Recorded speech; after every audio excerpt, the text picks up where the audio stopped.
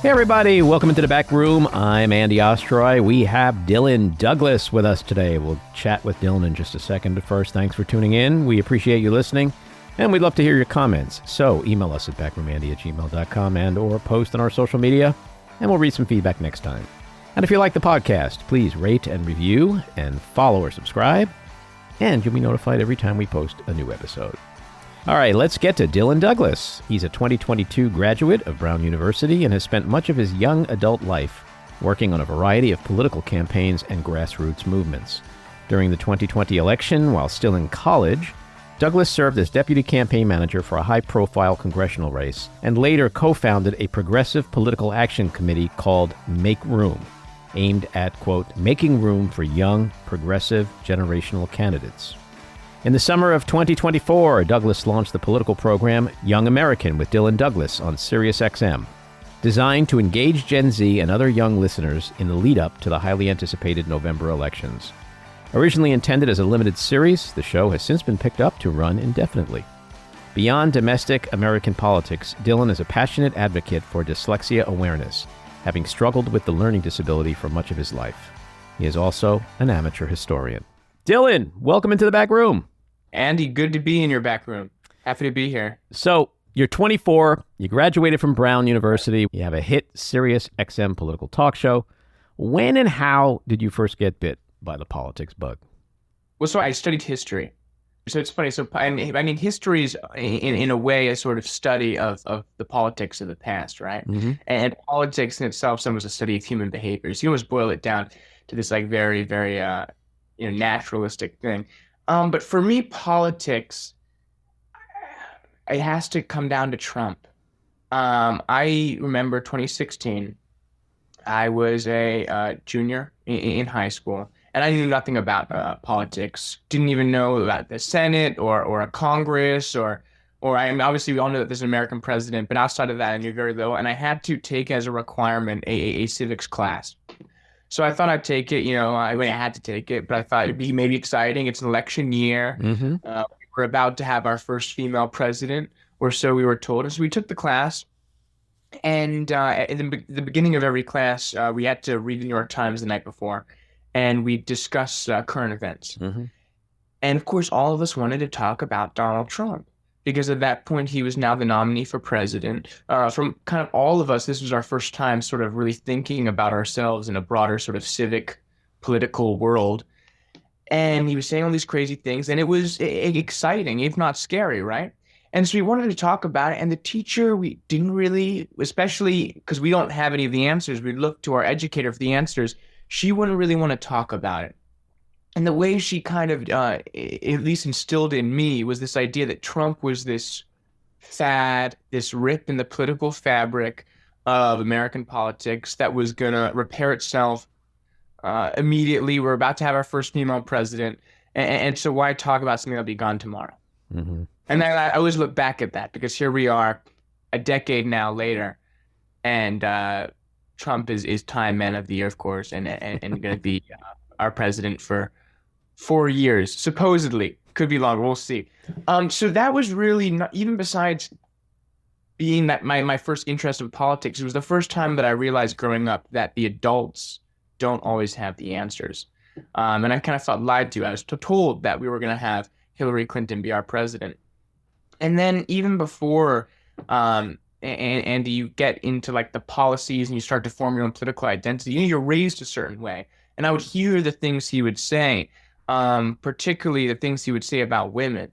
And I have a sister who I love, a younger sister who I love very deeply, who's my best friend. And to think that she had to grow up in a world where the president of the United States, the person that all Americans, particularly young Americans, like look up to, was saying these terrible things about women, doing these things. I just knew that this guy wasn't me. He wasn't the person that I was raised to be. And then, of course, as you get older and I started getting more interested and reading more and forming my own sort of political persuasion, of course, I discovered I also disagree broadly on a lot of what his platform is. Mm-hmm. Before that, on a personal level, I find Trump to be, and still today, a fundamentally flawed human being. I have 3 daughters, and it's funny what you mentioned, like 2 elections now, I've had daughters thinking, wow, we're going to have a female president-elect. So it is heartbreaking. Your parents are Michael Douglas and Catherine Zeta-Jones. They're actors. Your dad is quite politically engaged. Your mom, perhaps a little less so. But how much politics did you grow up around? And was that any kind of influence on you at all? Yeah, a lot. CNN was always on the playing in the house. My mom is not American; she's British, but she's very, in her own way, involved, engaged in American politics. My dad is too. Quite honestly, yeah. I mean, they have their own little activism and sort of focus areas of charity and political activism. But on a personal level, they're very political, I would say. Yeah, just in their own way. They watch TV, they have opinions. At dinner, we talk a lot about politics. So that definitely also had an effect on my upbringing. Yeah. You've been hosting the weekly SiriusXM show Young American with Dylan Douglas. Since September, it was supposed to be a limited run, and recently you announced that it's going to be indefinite now. So congrats on that. Thank you. What has the show meant to you to have this platform, not only this fall, but now going forward? Well, it's funny because I've always enjoyed politics. I've worked in politics my whole life. I worked in campaigns, and I was always kind of doing it behind the scenes, you know. No one knew who I was, who my family was. I wanted to keep that private. And I was just doing good work. So this is my first time sort of coming out, not necessarily being the face because it's radio, but being the voice maybe of a sort of movement. And what it's meant to me is it's just so inspiring seeing all these other young people that are so much more smart and well-read and passionate and effective than I could even imagine to be. So it's just been such a privilege to be able to have them on and to learn so much from them. The other thing, Andy, is that I tend to focus on specific topics each week that I myself know very little about. So I sort of use it as an excuse to sort of research something and learn, which I think is important. So I've learned so much, both from my guests and the topics that I've picked for each week. So it's been a really, really wonderful experience. And it's been just great to see in this election and now in the post-election, we've all kind of grown together. We're all sort of figuring it out at the same time. A lot of us, this was our first time directly involved at the presidential level, directly involved, particularly for the first time when it comes to abortion, right, with Roe v. Wade being revoked back in 22. So it's a really, really important time. And it's going to be exciting to see where myself and everyone else goes from here. You opened your November 16th episode by asking, what the fuck happened? So what the fuck did happen? Why did Kamala Harris and Democrats lose, in your opinion? I thought, there's the basic answer, which I think can answer it like 80% of the way. And then we'll talk about the other 20%. And the basic answer is, look, Biden drops out in the summer, deeply unpopular president. We can talk about why he was deeply unpopular, if that was warranted or not. I think he was a pretty effective, successful president. That wasn't a great communicator, but he drops out. You have Kamala Harris coming in. So you have an uphill battle to climb, right? From day one. The winds are blowing against us. Not to mention that you could just chalk this up to this sort of incumbency fatigue that was happening worldwide due to the pressures of COVID and the cost of living. I mean, you saw the Labour Party come to power with a huge conservative defeat in the UK. You're going to see later this year in Canada, when they call their election, Justin Trudeau is probably going to have the biggest defeat of his life. You saw Macron just pull it out. We'll see now a lot of instability there. You saw the Germany go further to the right. So incumbents, Japan, the party that was in power since like the 50s, gone. So there was a lot of economic pressures from COVID, cost of living, the war in Ukraine, creating oil prices that went up two summers ago. And you could say, okay, that's what created economic instability. That what created a wave of people wanting change. They voted for change. The incumbent leaves office. That's fair. We're a very divided country. And as far as divisive our country is, we got the closest to consensus you could possibly get with the election of Donald Trump, winning every single swing state, winning the popular vote, which I did not even think about having in my bingo card. So you could say, okay, inflation, cost of living, incumbency fatigue, that's why Harris lost. but how did Trump win so decisively is not the right word, but win such a plurality in a time of such division? And that's a bigger question. And I think you can say there's a few things to it. I think what we call quote unquote wokeism, which quite honestly, Democrats, elected officials don't push. These are the sort of conversations that happen in liberal academic circles, right? Talking about gender politics, talking about racial politics. And I think one of the greatest strong suits of the Democratic Party, and something I really hope that, and I'm seeing people talk about it after the fact, what went wrong. I hope we don't abandon, is this idea of sticking up and advocating for the disenfranchised and the voiceless. But with that being said, talking about racial politics or gender identity politics has in it an inherent privilege in that to be able to talk about those things top of mind is not how can I provide food for myself and my family today, How can I stop living paycheck to paycheck? How can I keep my home, keep paying off my mortgage? Those sort of issues get sidelined when you're talking about those other things. Mm-hmm. And I think the Democrats, in their compulsion to be diverse and equitable and inclusive, which again I think is the strongest suit of, that's why it's my party. I think the party of inclusion, I think the idea that we're in it together and not on our own is a fantastic thing.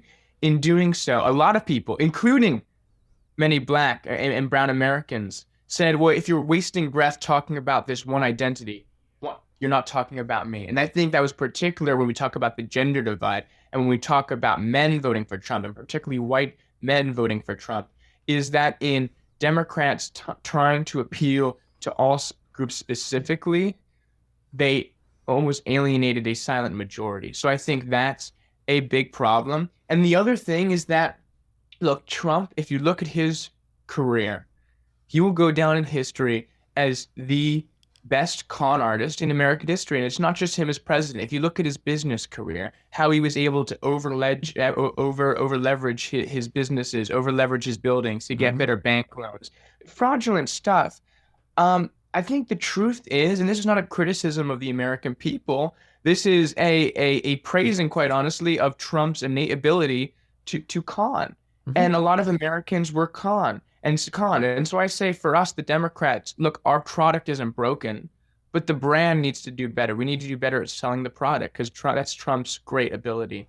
So going forward, look, it's going to be a dark, at least 2 years. We'll see how the midterms are. I think it's going to be a dark 4 years, but we'll come back and we'll move forward. And the sun does always come out in the morning. So you mentioned the con. We're seeing it already in terms of the post-election rhetoric coming out of him. He just told Time magazine that he doesn't think he's going to bring down the price of groceries because once things go up, it's hard to bring them down. This is something he ran on as the central point of his campaign. And now, a month after the election, he's already reneging on that. But I want to play devil's advocate with you for a second.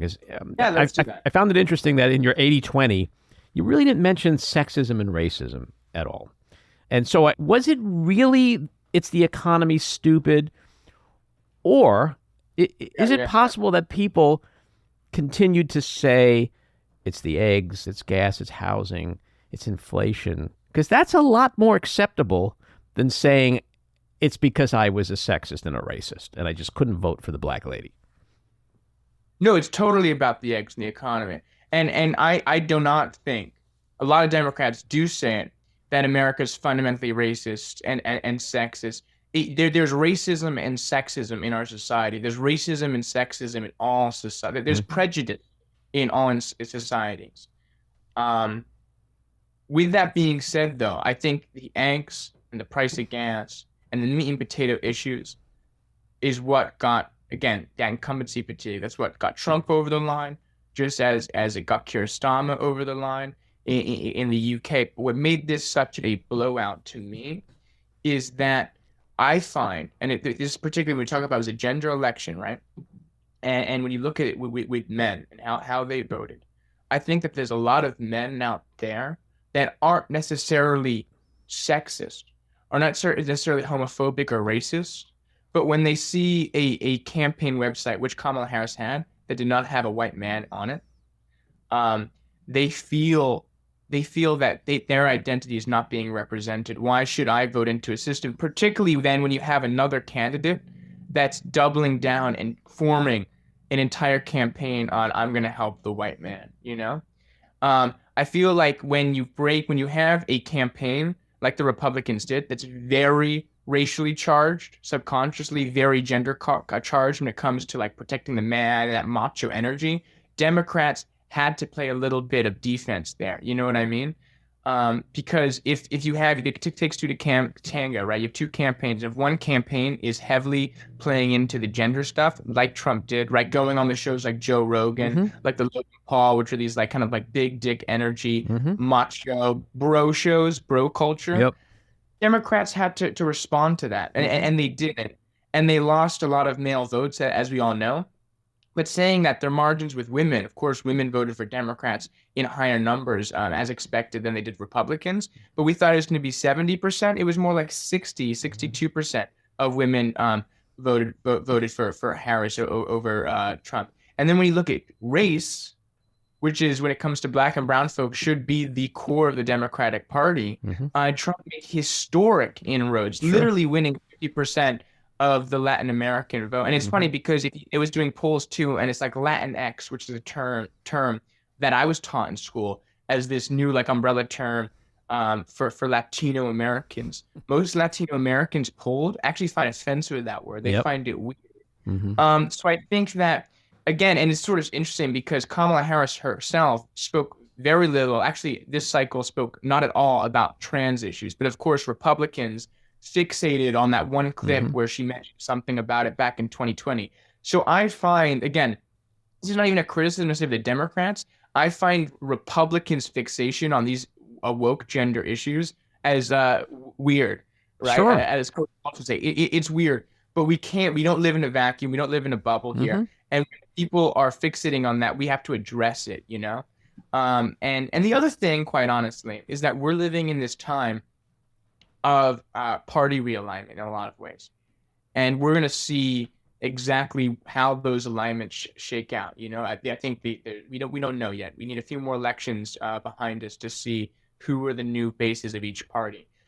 But Trump, like him or hate him, and believe me, I do hate him, you got to give him and his team credit. He's run 2 campaigns now, or 3 campaigns, that are truly imaginative, saying things that haven't been talked about before. If it's really aggressive immigration policy, particularly when it comes to isolationism and tariff policy, he is the most imaginative candidate out there. I mean, his sort of ambition for America is one of the most ambitious presidential plans in recent American history.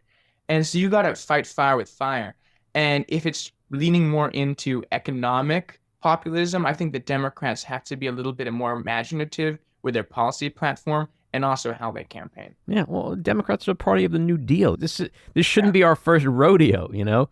And now they're also become the party of the elite. The Democrats are the party now of the elite. But it's an interesting, unique elite. It's an elite who, in their privilege, is insecure of it.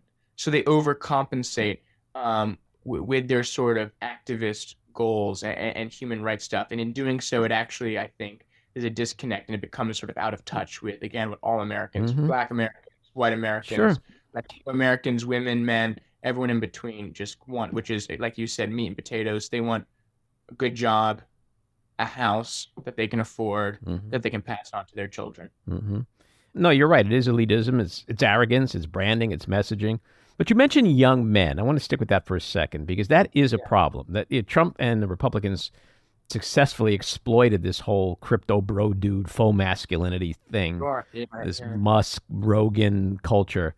Why do you think these guys are so attractive to young men? And more so, how do we get young men back? What does the Democratic Party need to be saying to young men in particular that can resonate in the way that it matters?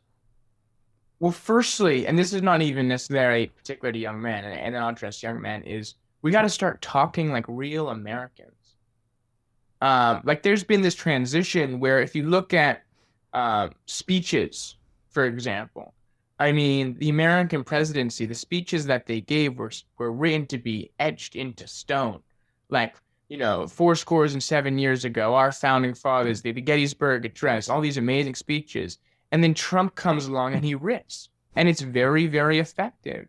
And his sort of way of communicating is that instead of writing something that's going to be, written on the halls of Congress one day, it works great for a tweet, a little soundbite. And so we got to start talking about real people. And so I hear all these Democrats that since we've lost, right, we're going to do some soul searching and we're going to build back better. No, we lost. Something was wrong. Let's fix it. It's like drill, baby, drill. I mean, think of that. An entire economic policy that Trump won on boiled down to drill, baby, drill. In fact, that may be the entirety of the economic policy, but it works. So we live in an age now where when it comes to literacy reading, obviously we can all read. We read very little. We read headlines. We don't read articles. We're TikTok. All the media is very short form in a lot of ways. So we just got to start talking like real Americans, instead of like talking about these grandiose, beautifully poetic. We got to get better speechwriters, is what I'm saying. And then when it comes to young men, we just got to get back to basics. I think that, again, identity politics doesn't sell for Democrats. It sells definitely. Republicans wouldn't say so, but Republicans are very much the identity politics tent. I mean, they're very much, they're coming after you, the immigrant thing. It's all racially coded, all racially charged, subtly. But the Democrats, in a noble sense, to play with identity politics. And like I said, we have this compulsion to look out for and help and defend those that were historically marginalized. And I think that's fantastic. But we can do that, but lead and preach from a place of helping all Americans. And the way you help Americans is economics. Mm-hmm. Just 42% of young voters aged 18 to 29 cast ballots this year versus 50%. In both 2020 and 2016. So why didn't young people show up the way Democrats needed them to? I mean, it was disappointing. I mean, so 1/5 of the electorate this cycle could have been Gen Z. So 20%. But our Gen Z only made up 14% of those who cast ballots. So it was down. I think two things. I think COVID, particularly the pressures of COVID. I mean, obviously Trump won, but I thought if Trump lost, I didn't see another insurrection or anything like that in the cards. I think the pressure of just COVID being locked inside in the states that did have more draconian lockdowns, it was just a lot of pressure. And I remember as a kid, I was sent home beginning of my second semester, sophomore year of college. And they said we'd be back in 2 weeks. And I didn't come back to campus until my senior year. And college, they say, the best, most fun years of your life, it was taken by a pandemic and I was stuck at home and it was very confusing and you're alone, you're isolated. And all the while you had a president who refused to wear a mask, said there was nothing wrong. And it really made me it really made me angry. I'm like, fuck you. How dare you? I'm stuck inside and willingly, because at the time it was scary. We didn't know what was going on. I have an older father. I want to protect my family. Mm-hmm. But at the time he had as our commander-in-chief, a person who in that time of historic crisis refused to lead. Mm-hmm. So I think that for me made me very eager to cast my ballot against Donald Trump in 2020. I think this cycle, it's honestly hard to address because I'm almost like the wrong person you should be asking because I'm very political. So the fact that people don't vote is kind of unimaginable to me. I think that the Israel-Palestine thing, particularly when it comes to campuses, which are big sort of spaces for getting out the vote, right? When you have this underlining current in liberal spaces of a sort of disenfranchisement towards the Biden presidency, even if a lot of the activists themselves actually ended up voting for Biden because obviously Trump would be much worse on that issue, if you are not a likely voter, or someone that wouldn't vote without motivation, if you have on campus a sort of culture where the incumbent presidency is sort of controversial, that's not going to create an environment where you're going to be motivated by your peers that are going to vote to vote. So I think the Palestine thing, which when it comes to the actual politics behind it, was more fringe than people think. It was just a few loud voices because it was such a explosive and loud movement. I think it definitely had an effect on the tone on campuses in young liberal spaces for those that maybe, you know, aren't routine voters on if they were going to vote or not this cycle. Well, as a 24-year-old, you're clearly incredibly political. I have a daughter who's 21. She's very political. But do you think it's just that a lot of young people, for whatever reason, just don't care? When you look at the numbers, it's like, look at the issues that are out there today. And I'm not asking that question specifically in looking in the rearview mirror. I'm more asking, like, if the answer is yes, how does the Democratic Party get them to care? We've got an election in less than 2 years that can change everything. How do we get young people to care more? Well, so it's funny, you know, I'm sort of go back and forth. Everyone always tells me, "Oh my God, Dylan, you're so bright, you're so well spoken, you're so this, you're so that," and I always say, and I really mean this, there's nothing special about me.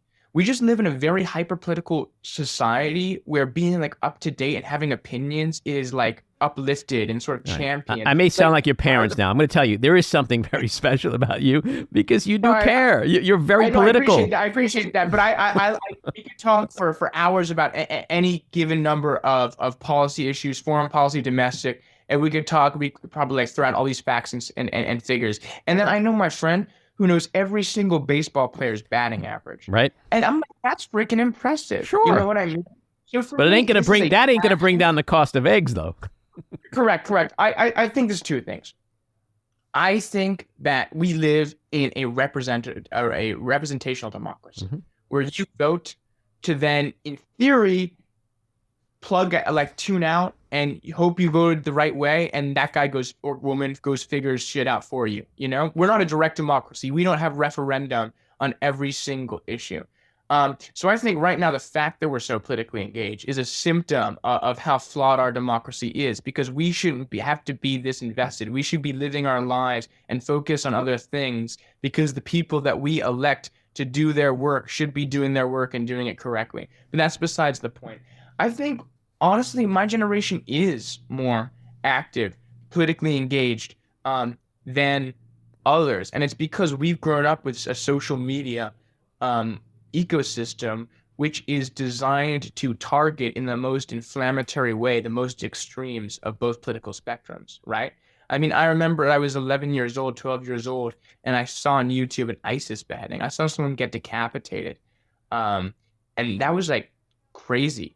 It was crazy. And it was like this weird thing. And other people, like you talk about my age, they know, like I would watch it in school, and like you'd be like, ha ha ha, that's so funny, because you want to try to be like cool. But it was really deeply disturbing. So we've grown up with so much violence and craziness, not to mention the existential crises of climate change, not to mention guns, us being the first generation to grow up in schools where we had gun drills, where we were told by our teachers that if a shooter enters our classroom, to play dead. I mean, that has an effect. And the craziest thing about it is that it's only till recently, speaking to other generations, that I realized that isn't normal, right? So I think all of that made us sort of very politically charged. And I think some of us, and I sort of respect it, choose through all this pressure and stress to sort of tune out and enjoy other things. And I remind both myself and other people too, that there's more to life. As bleak and as dark as things can look, particularly now, there's still a little bit more to life than just politics. And I really felt it in the aftermath of this election, like so burnt out, so tired, so stressed, so emotional, because this work is very emotional, because it's about people and it's about true fundamental freedom. And so I always say to people, it's okay to, particularly now as we reach the holidays and the new year, take some time, connect with friends and family and nature, and then come back in 2025 to be ready to do the hard work. But just to answer your question in a roundabout way, why people aren't as engaged. I think they are. I think there's a issue that we have, and I think it's firstly like it's not mandatory in a lot of schools to have civics classes in high school, which is crazy. So like our knowledge of government is so thin, and when we learn about government, we learn there's this many senators and this many congressmen. We don't know. We learn what government is, not how it works. Okay. So I can show you a car and say it has wheels and it has 4 doors, and you're like, okay, you can draw a car, but how does the car work? Mm-hmm. So we need to know how government works. And so I think we need to teach with our generation the difference between political activism, right? Posting the blackout square in support of Black Lives Matter, posting the hashtag Me Too, or you know, the hashtag whatever the movement is of that time, and translate that also, back it up with civic activism. Go to the protest, but then calling your local congressman or woman after the fact saying you should vote for or against X, Y, and Z. It's threading that needle between the if it's socially through protests or through the internet on social media, doing that sort of work, which is good work, but again, backing it up with actually engaging with the civic process, least of all, but honestly, most importantly of which is voting. Mm-hmm. So I wouldn't need to be James Carville to say that it's obvious that you could have a solid career in politics. Do you have any aspirations about running for office someday? Absolutely not. Honestly, absolutely not. Why not? And the more I do politics, the more I cannot imagine how it is. I mean, firstly, look, so my parents are actors, so I've grown up a little bit in public light, but it's different. Like you can say like, oh, like I'm not a fan of Taylor Swift, or oh, I don't like this. It's her birthday, by the way, today.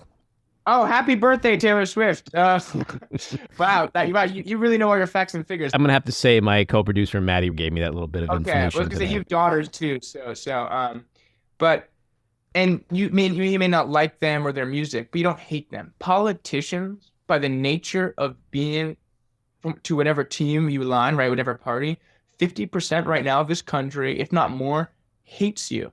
And I don't want to be hated.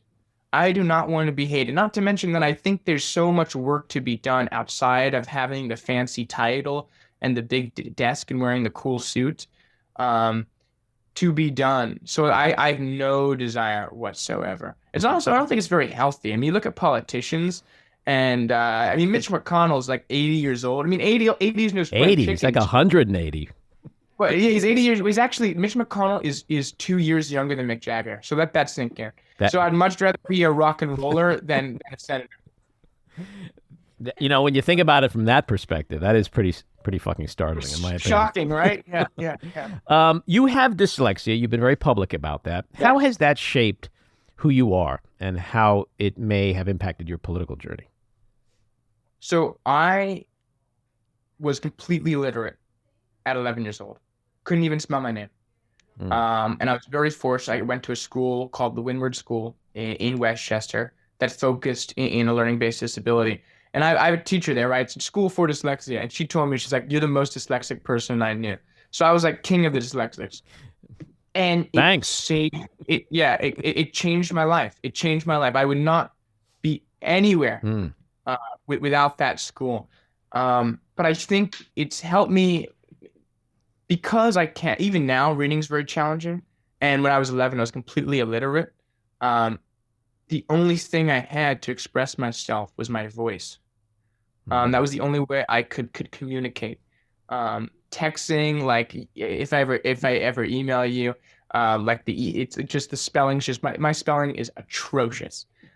So speech was always sort of the way of self-expression, and communication. And in a world where everyone's trying to find out what you mean, what did you mean by this word? I remember that. Like, what did this word mean? You know, my writing is my penmanship, my handwriting is terrible. Voice is the only way I can get my point across. Yeah, well, you've been using it quite effectively. My last question, it's not a political question. It's a window into the soul question.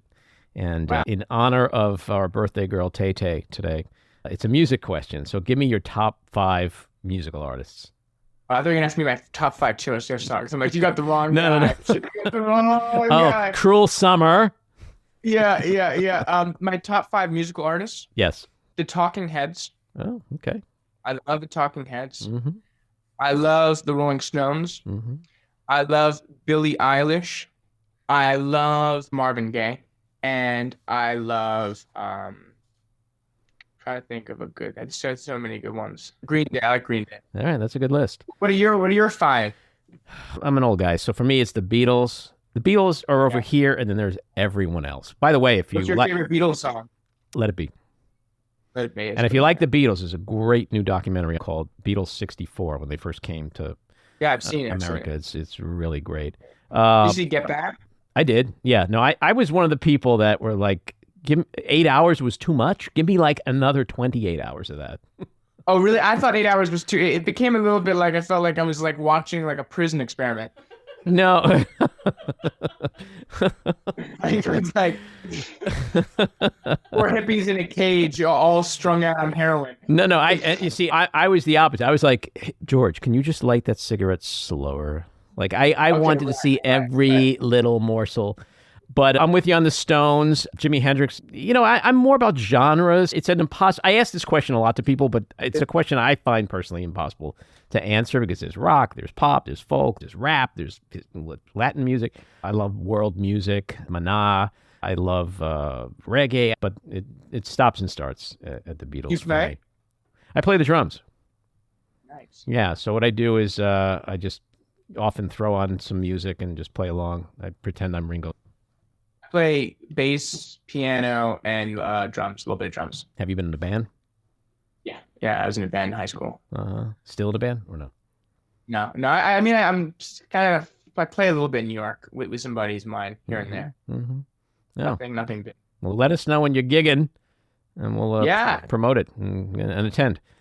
Dylan, this was great. Thanks for coming on. I think you got a lot of important things to say. Congrats again on the show. It's really important to have that kind of platform, and keep doing what you're doing. And come back and talk with us again soon. Yeah, we'll do it again sometime. Really appreciate the work that you do. And thank you for platforming me. All righty. Take care. Bye-bye. This episode of The Back Room was edited and produced by me, Andy Ostroy. It was co-edited and co-produced by Maddie Rosenberg and co-produced by Jen Hammoud.